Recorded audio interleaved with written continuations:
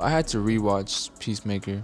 I watched every episode week by week for 8 weeks straight, and then I went back to binge watch it, and yeah, this show is really good. For me, it's hard to talk about movies or a TV show without spoiling anything, so this is just going to be a full spoiler review. If you haven't seen it, all the episodes are out already. Check it out. I would recommend this to my friends, even though they probably wouldn't watch it and would laugh in my face. So maybe 2 days after Suicide Squad came out, it was announced that Peacemaker was going to get his own show. I honestly think before that, he was supposed to get a show, even before the movie released. So first things first, I got to give a big shout out to John Cena. He's all in on this role.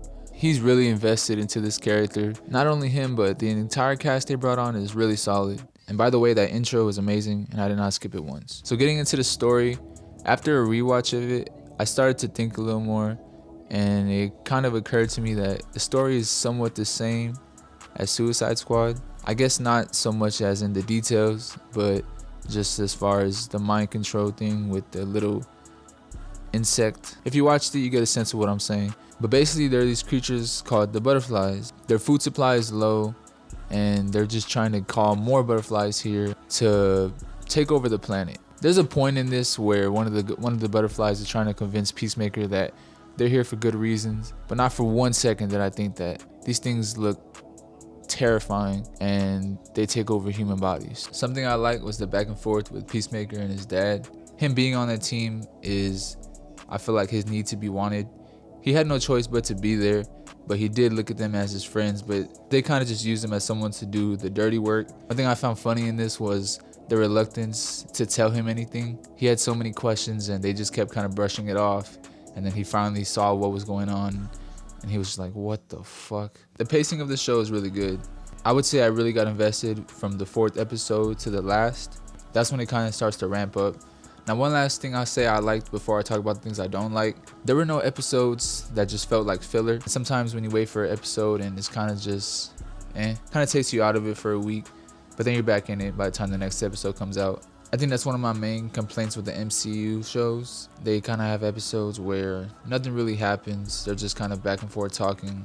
It happened a couple times in Falcon and Winter Soldier and also Loki. But this show, yeah, I was interested in all the episodes I was watching, and always looking forward to the next one.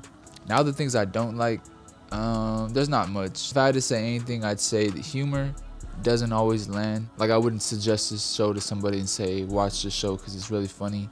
They would have to know more than me, because a lot of the references to movies I haven't seen or music I haven't heard kind of just went over my head, and it kind of just made me pull my phone out and check it for a minute and ask my friends if they want to watch the show, but I forgot they're still laughing at me. So before I wrap it up, I have to give big props to James Gunn for putting the Justice League, or half of them, in this show. Even though DC doesn't really have an identity, they don't know exactly what direction they're going as far as we know, he still had to fight to put that cameo in there. I mean, not a real fight, like a fist fight, but he definitely had to say something about it.